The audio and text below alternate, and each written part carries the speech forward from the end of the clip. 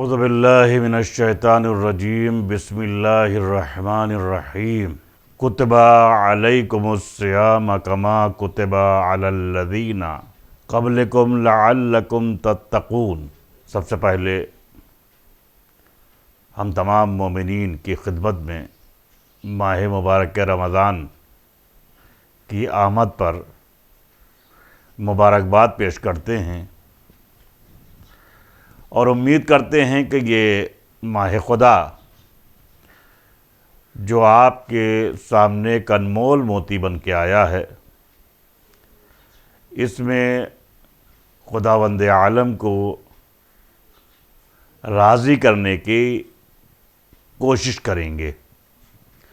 اپنے گناہوں کی بخشش کرانے کی کوشش کریں گے، جیسا کہ قرآن مجید میں اعلان ہوا ہے کہ روزے صرف آپ ہی کو پر واجب نہیں ہیں،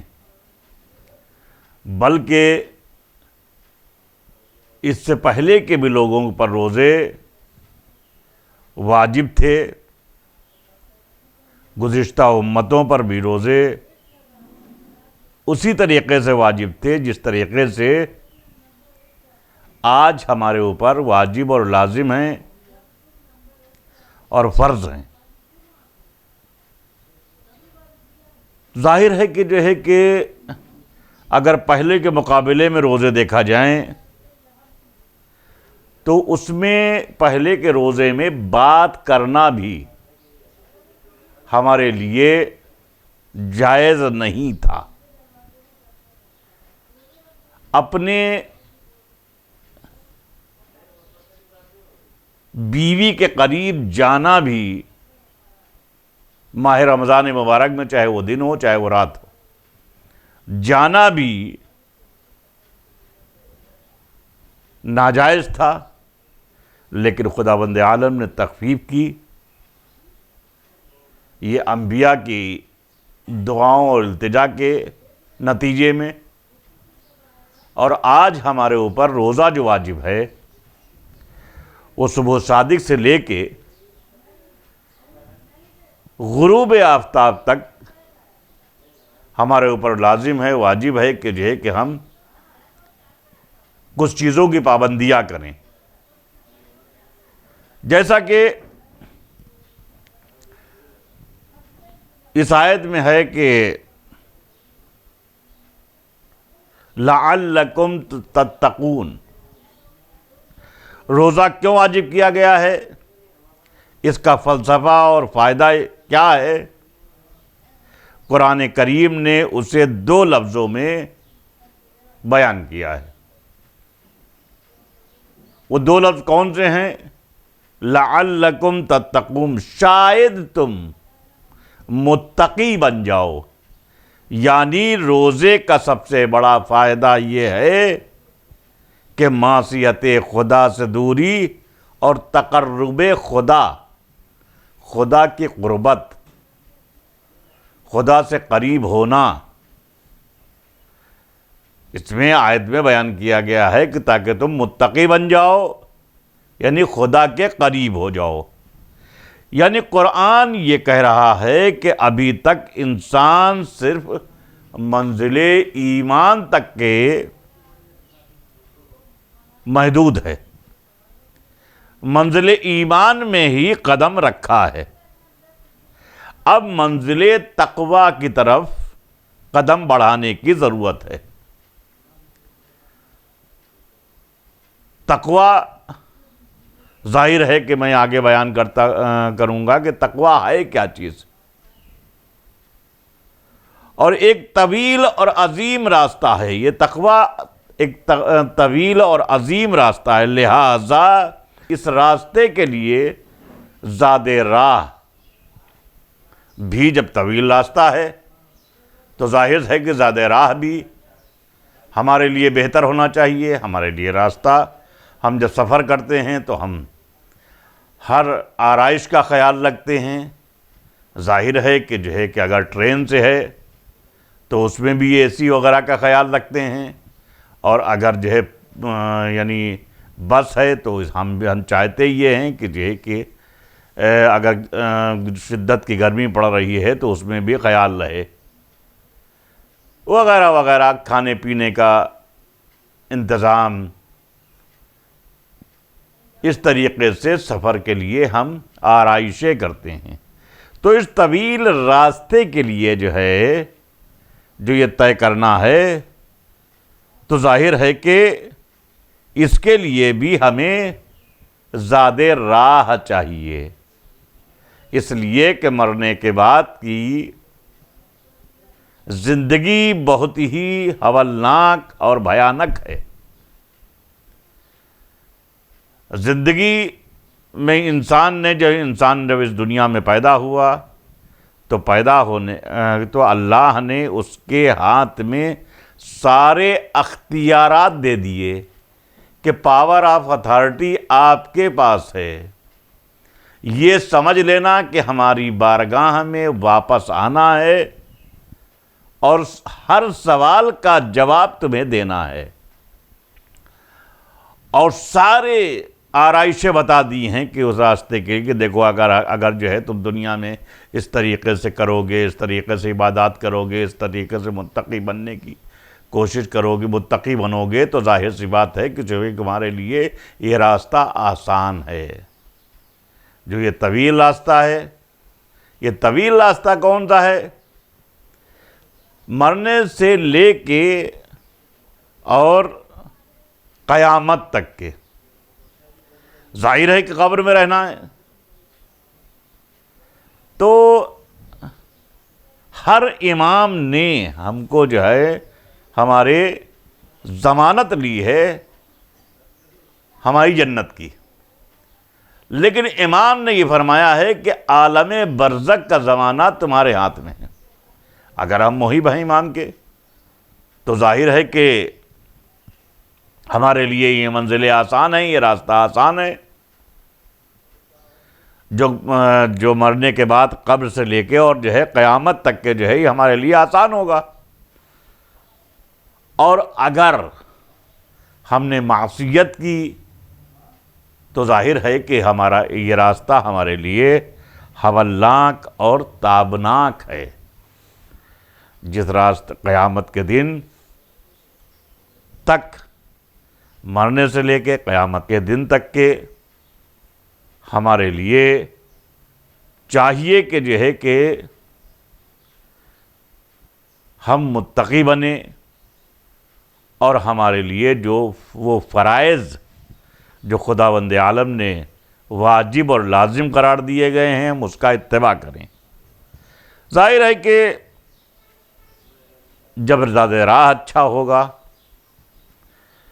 جب ہمارا سفر بہتر ہوگا، تو ظاہر ہے کہ ہم منزل مقصود تک کے اپنے آرام کے ساتھ میں ہم پہنچ سکتے ہیں۔ لہذا قرآن مجید نے اس زاد راہ کا نام روزہ رکھا ہے۔ یہ جو سفر کا زاد راہ ہے اس کا نام روزہ رکھا ہے۔ اب روزہ ہے کیا؟ آگے بھی اس کی وضاحتیں کرتے چلیں تاکہ منزل آسان ہو جائے، آپ کی سمجھ میں آ جائے۔ بھوک و پیاس کا احساس، یعنی تمام مقاصد میں سے ایک مقصد یہ بھی ہے کہ اللہ چاہتا ہے کہ جو ہے کہ آپ کو، اگر اللہ نے اس قدر دولت دے دی ہے کہ جو ہے کہ آپ اس دنیا میں بے تاج بادشاہ ہو گئے ہیں، تو ظاہر ہے کہ اب یہ نہیں ہے کہ جو ہے کہ مثال کے طور پر آپ غربا کو بھول جائیں، یتامہ کو بھول جائیں۔ آپ کی جیب میں ان کے بھی حقوق رکھے ہوئے ہیں، اگر آپ ان کے حقوق سے بہرہ مند نہیں ہوئے، ان کے حقوق کو آپ نے دبایا، تو ظاہر ہے کہ جس طریقے سے دشمنان اہل بیت، جس طریقے سے غاصبین باغ فدق ہیں، اسی طریقے سے ہم اور آپ ہوں گے۔ امام رضا علیہ الصلوۃ والسلام نے روزے کی علت اور اس کا فائدہ بیان کرتے ہوئے فرمایا ہے کہ روزہ بھوک و پیاس کی معرفت حاصل کرنے کے لیے ہے، تاکہ بندہ خاکساری اور انکساری اور صبر و تحمل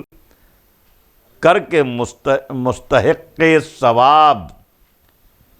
ہو اور اس کے اندر بھوک و پیاس کا احساس ہو۔ ظاہر ہے کہ جب روزہ رکھے گا انسان تو تمام جسم کی غلاظتیں نکل کے باہر آ جائیں گی اور ہم اللہ کی طرف راغب ہو سکتے ہیں۔ ظاہر ہے کہ جس کے پاس پیسہ ہے، جس کے پاس دولت ہے، سال بھر مرغ مسلم کھاتا ہے اور ایک مسلمان ہے جو روزہ رکھے گا، اسے بھوک و پیاس برداشت کرنا پڑے گی، تو اسے روزہ احساس دلائے گا کہ جب روزہ رکھے گا تو اس کو احساس ہوگا کہ دن بھر خون پسینہ بہانے والا غریب جو بھوکا رہ کے بھی اپنے بچوں کے لیے آرائش کا انتظام کرتا ہے، اپنے بچوں کے کھانے پینے کا انتظام کرتا ہے، تو وہ اس کی غربت اور اس کی فاقہ کشی اس دولت مند کے لیے احساس کا مرکز بنے گی۔ جرائم کی روک تھام، دیکھیں دوسرا مرحلہ آ گیا کہ جرائم کی روک تھام۔ دنیا کے ہر نظام میں جرائم کو روکنے کے لیے مختلف طریقہ کار ایجاد ہیں۔ پولیس، محکمہ سراغ، رسانی، جیل اور مختلف طریقے جرائم کو روکنے کے لیے ہیں۔ باوجود جرائم کا سلسلہ جاری رہتا ہے۔ تمام تر جو ہے جرائم روکنے کی کوششیں اور تمام طریقے سے جو ہے وہ انتظامات ہیں، لیکن اس کے باوجود جرائم رکنے کے نام نہیں لے رہے ہیں۔ وجہ یہ ہے کہ سارے انتظامات باہر کے لیے کیے جاتے ہیں، لیکن جرم کا تعلق انسان کے اندر سے ہوتا ہے۔ یہ انتظامات جو ہے جو حکومتیں کر رہی ہیں یہ باہری ہیں، یہ خارجی ہیں، لیکن جرائم کا تعلق، جرم کا تعلق اندر سے ہوتا ہے۔ اسلام میں ان جرائم کے سد باب کے لیے روزہ جیسا بہترین وسیلہ ایجاد کیا ہے، کیونکہ جرم کا تعلق شہوت سے ہوتا ہے اور روزہ شہوت کو کچل دیتا ہے۔ دو باتیں سمجھ میں آ گئیں۔ تیسرے، پابندی وقت۔ اسلام میں بہت سی ایسی عبادتیں ہیں جو انسان کو وقت کی پابندی کا عادی بناتی ہیں، مثلا نماز، لیکن اس میں بھی اتنی چھوٹ ہوتی ہے کہ انسان کو آزادی کا موقع مل جاتا ہے۔ صبح کی 2 رکعت کے لیے 1.5 گھنٹہ، مغربین کے لیے 5 گھنٹہ، 6 گھنٹہ، لیکن روزے میں کوئی چھوٹ نہیں ہے، بلکہ انسان اذان صبح سے لے کر اذان مغرب تک وقت کا پابند ہو جاتا ہے، اور 1 منٹ کی پس و پیش سے بھی خطرہ پیدا ہو جاتا ہے۔ ظاہر ہے کہ جو ہے کہ صبح کی نماز میں جو ہے آپ کو کم از کم صبح صادق سے لے کے جو ہے طلوع آفتاب تک کے آپ کے پاس موقع ہے کہ آپ اگر جو ہے مثال کے طور پر فوراً نہیں پڑھ سکے تو تھوڑا 10 منٹ کے بعد آپ 15 منٹ کے بعد آدھے گھنٹے بعد آپ نماز پڑھ سکتے ہیں۔ دوپہر کی نماز کے بعد اوقات یہ ہیں کہ جو ہے کہ دوپہر کی نماز جب کا وقت آتا ہے زوال آفتاب کے وقت، شام تک کے، غروب آفتاب تک کے جو ہے آپ کے پاس وقت ہے۔ مغرب اور عشاء کا وقت جو ہے آپ کو نصف اللیل تک کے ہے۔ لیکن روزے کا معاملہ جو ہے وہ پابندی وقت کا آپ کو عادی بناتا ہے کہ روزے میں صبح صادق سے لے کے غروب آفتاب تک کے آپ کو ان چیزوں سے دور رہنا ہے کہ جن چیزوں کے لیے خداوند عالم نے منع کیا ہے، ان سے باز رہنا ہے۔ اس میں بھوک ہے، پانی نہیں پینا ہے، کھانا نہیں کھانا ہے، جرائم نہیں کرنا ہے، گناہ سے دور رہنا ہے۔ اس لیے کہ صاف الفاظ میں بتا دیا ہے کہ جرائم کا تعلق جو ہے وہ اندر سے ہوتا ہے۔ جب آپ روزہ رکھیں گے تو ظاہر ہے کہ جو ہے کہ آپ کو جرم کرنے کی خواہش ہی نہیں ہوگی، جیسا کہ روزے میں ہے کہ جو ہے کہ آپ روزے میں سونا بھی عبادت ہے۔ کیوں؟ اس کی وجہ یہ ہے کہ جو ہے کہ انسان جب جاگے گا تو کسی سے ہو سکتا ہے کہ غصہ کرے، کسی سے بدتمیزی ہو جائے، کسی سے کوئی گناہ ہو جائے آنکھوں کے ذریعے سے، یا کسی کی غیبت ہو جائے۔ لہذا جب انسان روزہ رہتا ہے تو ان سب چیزوں سے دور رہتا ہے۔ جب انسان سوتا ہے روزے میں تو ان سب چیزوں سے دور رہتا ہے، اس لیے کہ روزہ جو ہے ہمارے لیے بخشش کا ایک اعلیٰ ترین اسلحہ ہے، ہماری مغفرت کا ایک اعلیٰ ترین آلہ ہے